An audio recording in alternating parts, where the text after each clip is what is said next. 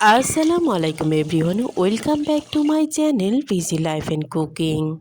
আমি আজকে আপনাদেরকে রান্না করে দেখাবো নারিকেলের দুধ দিয়ে হাঁসের মাংস। হাঁসে উটকো একটি গন্ধ থাকে, এজন্য অনেকে হাঁসের মাংস রান্না করতে ভয় পায়। তো আমি আজকে দেখাবো কিভাবে নারিকেলের দুধ দিয়ে এবং গন্ধ ছাড়া পারফেক্টভাবে মজাদার একটি হাঁসের মাংস রান্না করা যায়। আশা করি ভালো লাগবে, পুরো ভিডিওটির সাথেই থাকবেন। তো আমি এখানে একটি বড় হাঁস কেটে ধুয়ে পরিষ্কার করে নিয়েছি। তো আমি এখানে দেখুন হাঁস কিভাবে পরিষ্কার করেছি। এই হাঁস পরিষ্কার করতে কিন্তু আমার একদমই কোনো ঝামেলা বা কষ্ট হয়নি, কারণ কিভাবে ইজি ওয়েতে খুব সুন্দরভাবে অল্প সময়ের মধ্যে হাঁস পরিষ্কার করা যায় এরকম একটি ভিডিও কিন্তু আমার চ্যানেলে রয়েছে, চাইলে আপনারা দেখে নিতে পারেন। তো আমি এখানে নিয়ে নিয়েছি নারকেলের দুধ। এবার এখানে এলাচ এবং দারচিনি দিয়ে একটি পেস্ট তৈরি করে নিয়েছি, এটা আমি পরে তরকারিতে ব্যবহার করব। এবার আমি এখানে একটি প্যানে তেল গরম করে দিয়ে দিয়েছি পেঁয়াজ। এবার দিয়েছি পরিমাণ মতো লবণ। এবার আমি এখানে ব্যবহার করব এলাচ, দারচিনি, লবঙ্গ, গোলমরিচ এবং তেজপাতা। এ পর্যায়ে আমি দিয়ে দিয়েছি ধনিয়া, মরিচ এবং হলুদের গুঁড়ো। এবার এই মশলাটা সামান্য কষিয়ে এবার আমি হাঁসগুলো দিয়ে দিব। এবার হাঁসের মাংসটা আমি অনেকক্ষণ যাবৎ খুব ভালোভাবে কষাবো। এ পর্যায়ে এভাবে অনেকক্ষণ ধরে কষালে কিন্তু গন্ধ অনেকটাই কমে যাবে।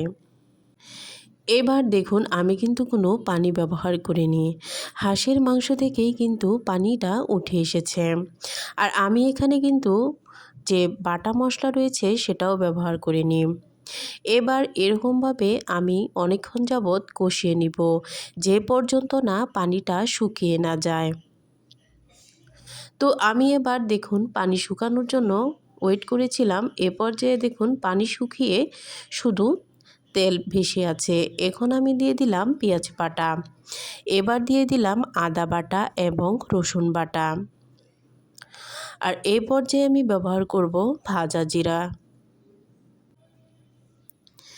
এবার সবগুলো উপকরণ একসাথে খুব ভালোভাবে মাখিয়ে নিব।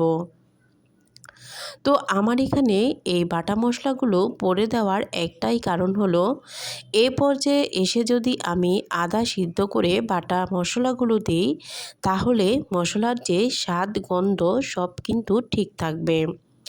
এবার আমি কিছুক্ষণ কষিয়ে দিয়ে দিলাম পরিমাণ মতো পানি। তো দেখুন আমার তরকারি কিন্তু পুরোপুরি প্রায় হয়ে এসেছে। এবার আমি এখানে নারিকেলের দুধটা দিয়ে দিলাম।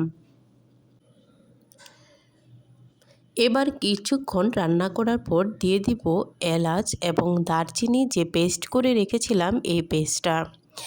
এই পেস্টটা শুধুমাত্র এই পেস্টটা যদি আপনারা তরকারিতে ব্যবহার করতে পারেন তাহলে কিন্তু যে উটকো একটি গন্ধ থাকে হাঁসের মাংসতে এটা কিন্তু আর থাকবে না।